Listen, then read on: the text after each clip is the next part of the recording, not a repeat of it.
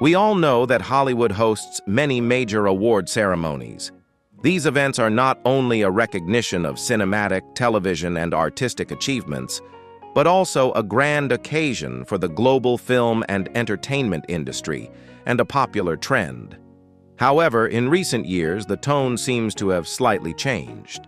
On January 5, 2025, the host of the 82nd Golden Globe Awards in Hollywood was a female stand-up comedian. Much of her monologue was related to homosexuality and transgender topics. Even more surprisingly, during the ceremony, the host openly mocked God. Less than 48 hours after this award show, the homes of many Hollywood stars were destroyed in a California wildfire. Do you think that's just a coincidence?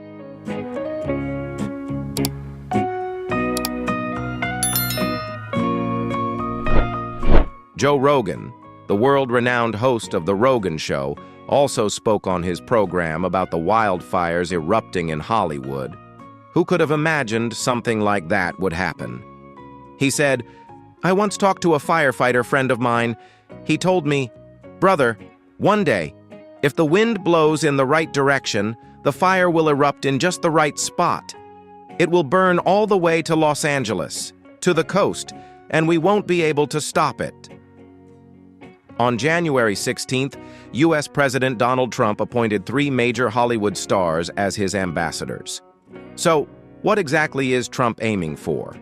What horrifying secrets might still be hidden in Hollywood that we don't yet know about? And what mysteries are left behind after the fires? Today, let's talk about the unbelievable mystery in Hollywood.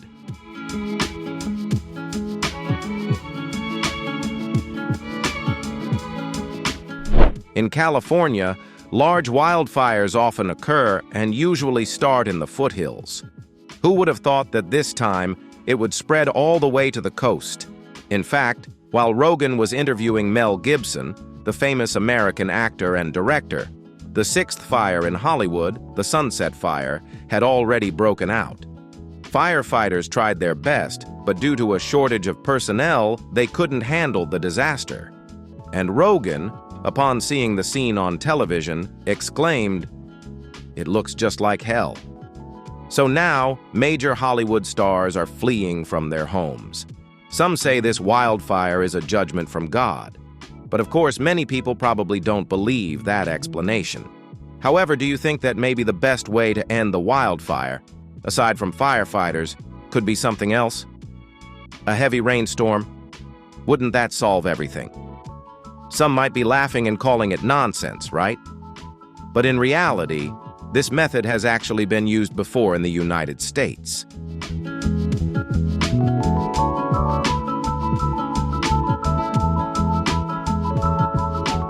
In November 2007 at the Capitol building, then Governor of Georgia, Sonny Perdue, and his staff gathered to pray for rain, hoping it could ease the local drought.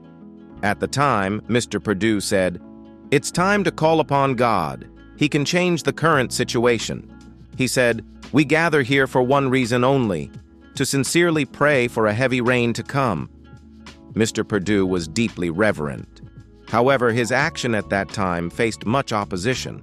Some even protested publicly against him. So, can you guess whether the prayer for rain worked? Later, the National Weather Service reported that the chance of rain across most of Georgia the next day was 40 to 50%. There was a chance, but 40 to 50%, not 100%. Because everyone had to pray together with true awareness. It had to be a collective consciousness for it to work. And in the past, indeed, in ancient cultures, it was not uncommon for monks or emperors, also known as sons of heaven, to conduct rain-invoking rituals.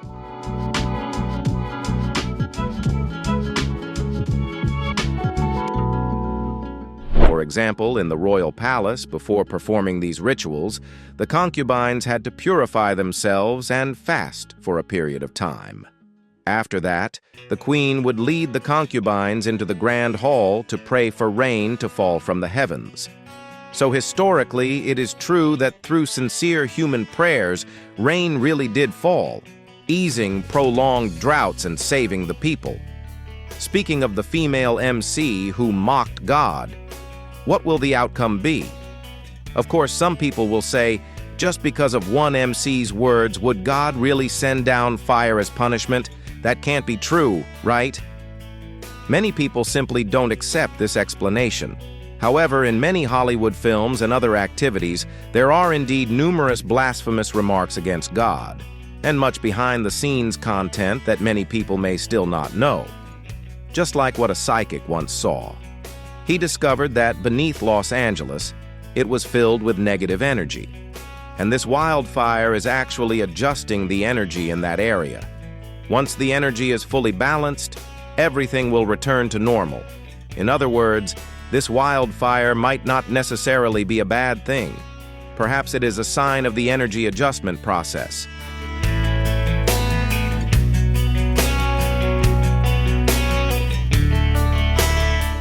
Let's return to the information we mentioned earlier.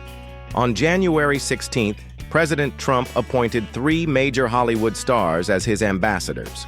He wanted to revitalize Hollywood. These 3 stars are Stallone, Mel Gibson, and Jon Voight. These 3 actors, did you notice, are all action movie stars, all conservatives who support traditional values, and also loyal supporters of Trump. Within Hollywood, they belong to a different group. So why did Trump want to appoint these 3 ambassadors? What exactly is he aiming for? Some believe it may be because Hollywood's box office revenue started to decline after the pandemic. In addition, prolonged union strikes have caused the overall production output of the film industry to decline. So Trump sent these 3 ambassadors to help revive Hollywood's economy. However, perhaps the majority of people within the industry simply cannot accept Trump's appointments. Strong reactions have arisen because these 3 individuals are not liked, as they are all conservatives, clearly not aligned with the liberal crowd in Hollywood. So some speculate that the reason Trump chose these 3 figures is because he wants to restructure the ideological foundation within Hollywood.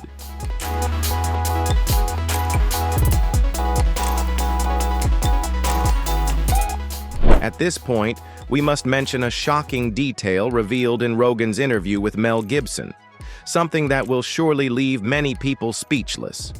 Who would have thought that being a devout Christian in Hollywood could come with such a heavy price and overturn so many people's perceptions of Hollywood? Here's the story. In 2004, Gibson directed the film The Passion of the Christ.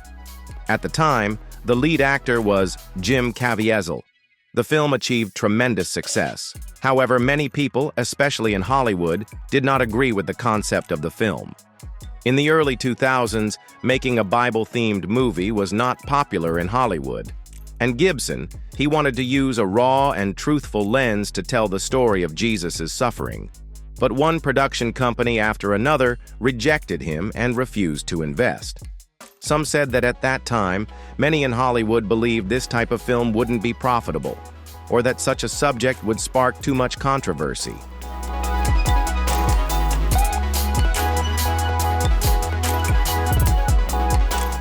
However, Mel Gibson did not give up. When no one was willing to invest, he decided to put in his entire fortune, a total of about $25 million, into the project himself. In the 2000s, $25 million was equivalent to around 625 billion Vietnamese dong today, still an enormous amount of money. It was as if his entire wealth and assets were staked on that one film. If the movie had failed, he could have ended up homeless. Unexpectedly, he earned $600 million in return, more than 20 times what he put in, an incredible turnaround. The investors Gibson had previously approached must have regretted it bitterly. Some of those people even came back to him when the filming began and said, "Sorry," but he replied, "I'm not accepting now. When I needed you the most, you didn't come. Now that it's happening, I'm not taking you in." Gibson believes that Hollywood may look glamorous on the outside, but behind it lies a machine powered by money. It's a place where everyone is only concerned with their own interests. Even actions that come from good intentions can lead to decisions that hurt others. And that hurt doesn't necessarily come from malice. They don't really want to harm you. It's simply a part of how the machine operates. When Gibson tried to bring the Passion of the Christ to the screen, he encountered enormous resistance. Wherever he went, there were voices of opposition.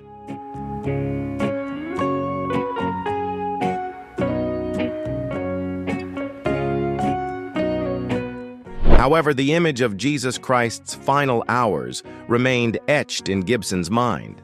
He felt it was a calling. He wanted to bring that pain, sacrifice, and truth to the world. Eventually, he discovered Jim Caviezel. In Jim, he saw a rare and unique quality. At that time, Jim was already one of the hottest stars in Hollywood. Yet when Gibson approached him, Jim listened and immediately expressed his desire to take on the role. And Gibson was upfront with Jim, saying, "If you accept this role, you'll never have a place in Hollywood again." No one expected it to be that serious, right? Personally, I think this was a very heavy and difficult choice, because Gibson fully understood that taking on such a significant and controversial role would make Jim the target of Hollywood's criticism. Think about it. Many Hollywood actors, upon hearing that warning, would probably hesitate, knowing it could damage their acting career. But no one expected Jim's reaction to be so resolute. He told Gibson, "Each of us must carry our own cross." Perhaps at that moment, Jim seemed to sense a kind of responsibility and calling.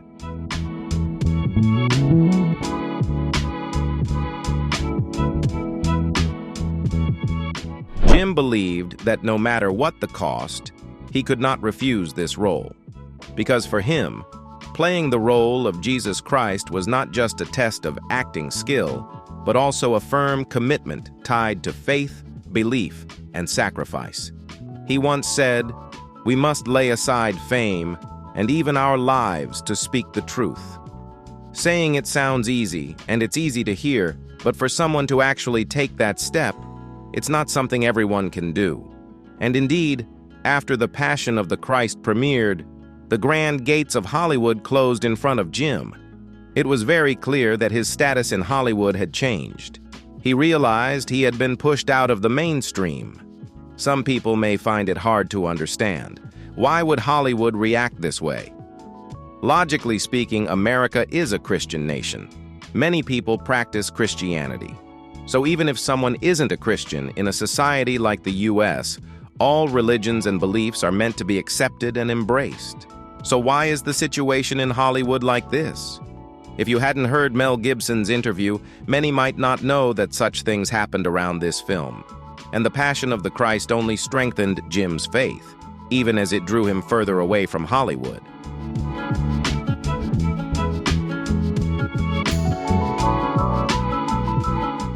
When evaluating Jim, Gibson said, "He did things that I believe no one else could do. He truly emptied himself completely to allow another presence to enter. He wasn't acting in the usual sense, but through meditation, he invited Christ into his own soul. And this method not only made his performance unparalleled, but also profoundly affected his spirit." During the filming of The Passion of the Christ, there was one experience that Gibson described in vivid detail. He said, "At that moment, a storm raged. Dark rain clouds covered the sky, pouring down so heavily it seemed impossible to react in time. The ground seemed to shake. Time itself seemed to slow down. At that moment, Jim felt a kind of indescribable stillness. The wind, the murmurs of the crowd, everything seemed to stop. Suddenly, Jim felt as if his soul had left his body.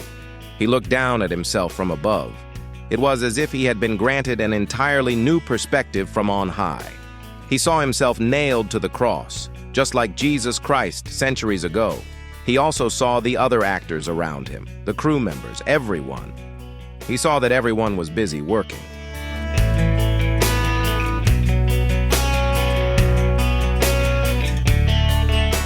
However, he felt very calm, as if he had been shown something vast and profound. But just seconds later, when he returned to his body, that stillness from moments before was replaced by the pain of reality. He felt cold, exhausted, and in pain. But he knew he had to keep going. And while filming this movie, Jim was actually struck by lightning twice. During the scene where he carried the cross, his shoulder was dislocated. Later, Jim shared with everyone many of the challenges he went through after taking on the role of Jesus Christ, including personal hardships, career obstacles, and deep spiritual struggles. Many questioned Jim's decision, even mocked his faith. But Jim firmly believed that following God's will was more important than any form of external recognition. It's not easy, in a materialistic world that pursues success, pleasures, and fame, for someone to choose the path of sacrifice to create a film like that. A person like that is someone of great wisdom because he has found peace and joy in his faith, things that others may find hard to feel or even imagine.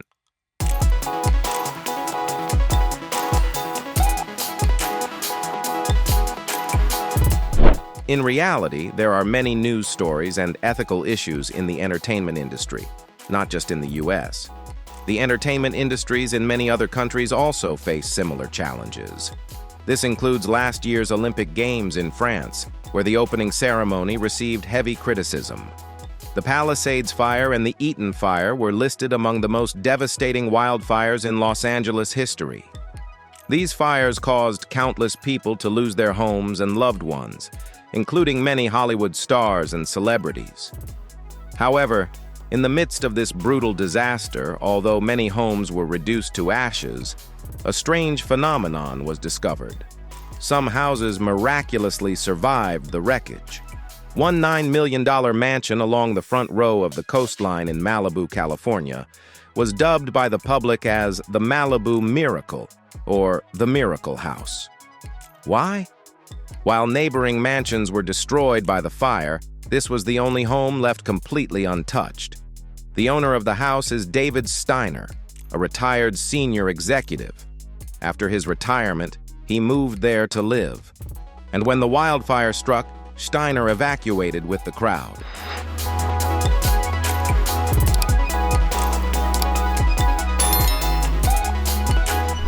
But what David Steiner never expected was that his house would be the only surviving mansion.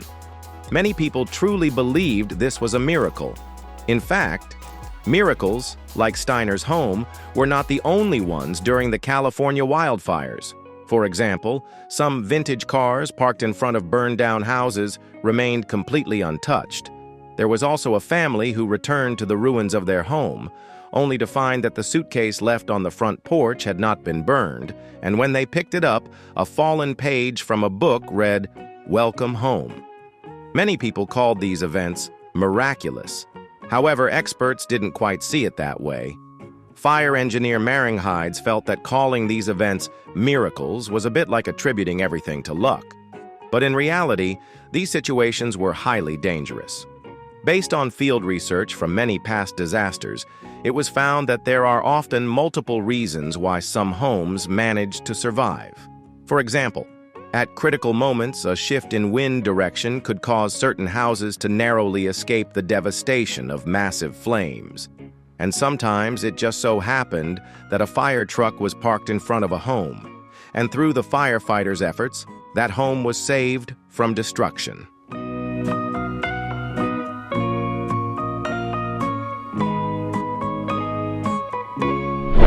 Mr. Maringhides stated that whether a house can withstand a fire largely depends on the building materials used and the level of surrounding vegetation. Just like the so-called Miracle House in Malibu, although it miraculously survived the massive wildfire, the reason behind it may not be so miraculous after all. According to reports, Steiner's mansion was originally designed to be earthquake-resistant. This time, it may have survived the historic wildfire for three main reasons. In addition to having a deep foundation, the building materials differed from the neighboring wooden mansions. His house was primarily constructed with stucco and stone, both of which are fire-resistant. Additionally, the roof was also fireproof. Steiner remarked that if an earthquake were to strike, his house would likely be one of the last to collapse, but he never imagined that in the event of a fire, it would be the one to endure until the end. That said, there are still some extraordinary cases that have been discovered. ones that even scientists have no explanation for.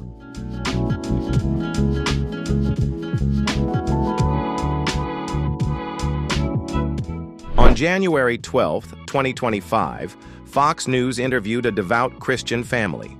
The head of the household, Peter Halpin, sadly lost the home they had lived in for 37 years to a wildfire in California. When they returned in sorrow, they witnessed a truly astonishing sight. Although everything in the house had been reduced to ashes, the statue of the Virgin Mary remained perfectly intact, without a single scratch. This miracle only deepened their faith. They thanked God for keeping their family safe and expressed gratitude for the joyful years they had spent in that home. Coincidentally, also on January 12th, a photographer capturing the ruins after the Palisades fire took a striking photo, a statue of Buddha, completely intact, sitting quietly amid the rubble. Compared to the scorched surroundings, the Buddha statue appeared especially prominent, yet serene and peaceful. In fact, similar events have occurred years before. In November 2008, a severe wildfire broke out in Hillmar, California. It not only scorched approximately 41,000 acres of land and destroyed over 800 homes, but also forced tens of thousands of people to evacuate.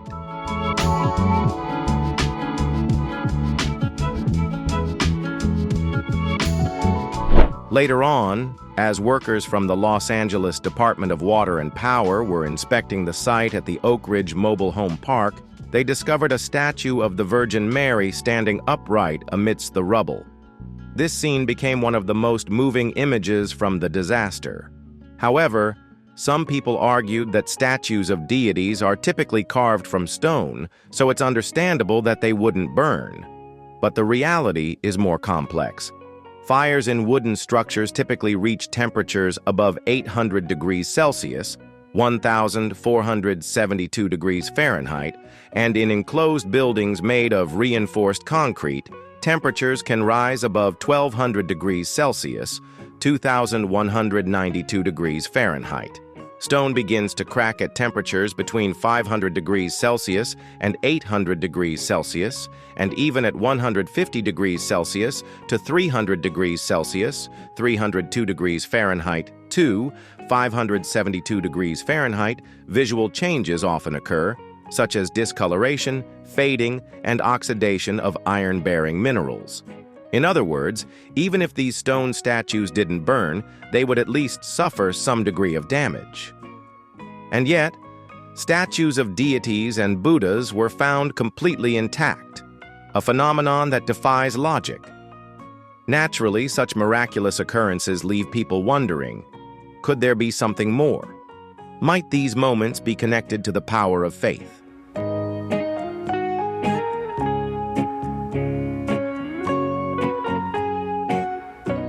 Since ancient times, similar cases have appeared all over the world.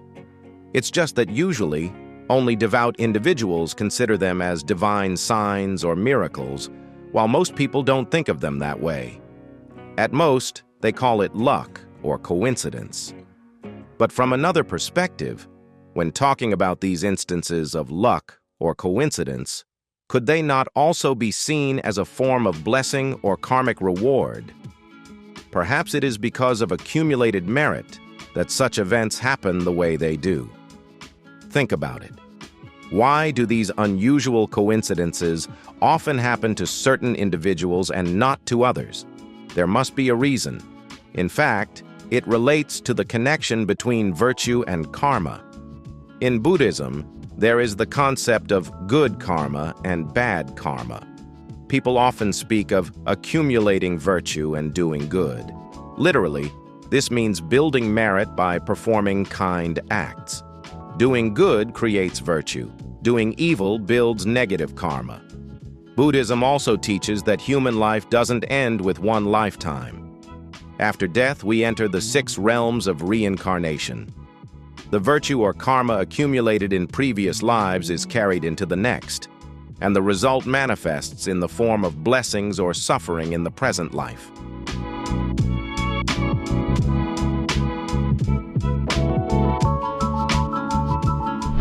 In the I Ching, Book of Changes, there is a saying, "For those who become human, there are 5 mandates. First is virtue, second is fate, and third is feng shui." Here, virtue is ranked first because it is the root of a person. It determines their destiny. Whether one is rich or poor, to receive blessings in this life or the next, one must remember to accumulate virtue and do good deeds. That's why the ancients said, "Only by accumulating virtue and doing good can one change their destiny." From another perspective, those who possess true faith or sincerely believe in the divine often have the ability to restrain their behavior and consciously strive to be good people. Logically speaking, their lives are more likely to be guided or protected, perhaps even watched over by higher powers. You may remember the story of James Wood we mentioned in the Q&A 2025 video. Because of his selfless act of saving a neighbor, his house was miraculously spared from destruction. Another clear example, in 1993 there was a massive wildfire in Los Angeles. Nearly 700 homes were destroyed by the blaze. Yet miraculously, only one house stood unharmed. Not only was the exterior untouched, but the interior was perfectly intact as well. Even the trees in the yard remained unburned.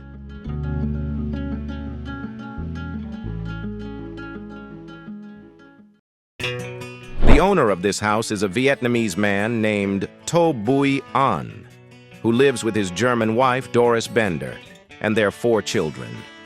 To Bui is an architect, and the house was built by him and a close friend. Both the materials and the design were carefully considered to be fire-resistant, earthquake-resistant, and capable of preventing landslides on the surface. Thanks to the unique construction materials, the house remained intact during the wildfire. However, in a later interview with To Bui, people learned that his family background was far from ordinary. His father had become a Buddhist monk, and To Bui himself was raised in a traditional Buddhist environment. In line with Vietnamese customs, before building the house, they performed a ceremonial offering to seek permission from the spirits. On that same day, they also held a blessing ritual. On the rooftop, To Bui's father, being a monk, personally performed the blessing and placed 2 sacred Buddhist texts atop the house, hoping that all deities and spirits would witness them. The miraculous part is that, the day before the fire, Doris Bender had spoken with a psychic. The psychic told her that their house might soon face a fire, but reassured her that there would be no serious damage.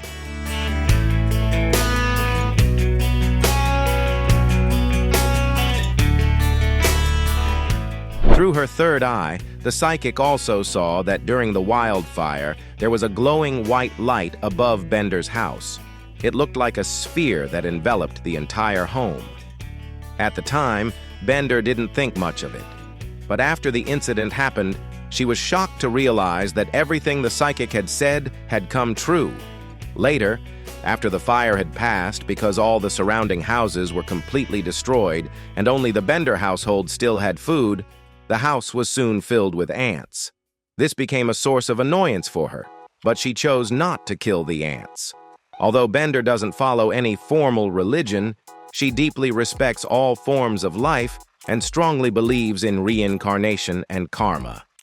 Thus, some believe that the real reason To Bui's and Bender's family were spared was not merely because of the fire-resistant materials used to build the house, but because those who are sincere and kind-hearted are protected by higher powers.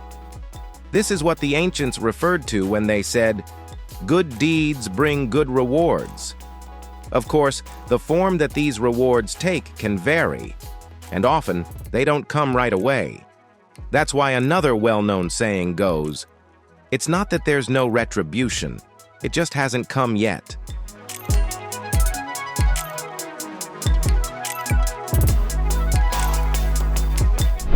At the very beginning of 2025, such a major disaster has already occurred. Many people truly feel sorrow. However, in the midst of calamity, many have come to deeply realize just how precious kindness and compassion truly are. Of course, some may ask, with so many homes destroyed in the wildfire, does that mean all the people whose houses burned down lacked faith? Were they all bad people? The answer is, we cannot say that. Many matters in this world are far more complex than they seem. The virtue and karma that a person carries are not only from this lifetime, they are accumulated over many lifetimes. It's entirely possible that someone was originally fated to suffer something much worse, such as injury or even loss of life.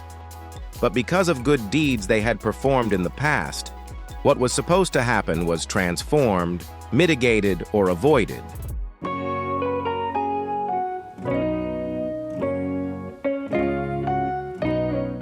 For example, right now, only the house was burned, but everyone is safe.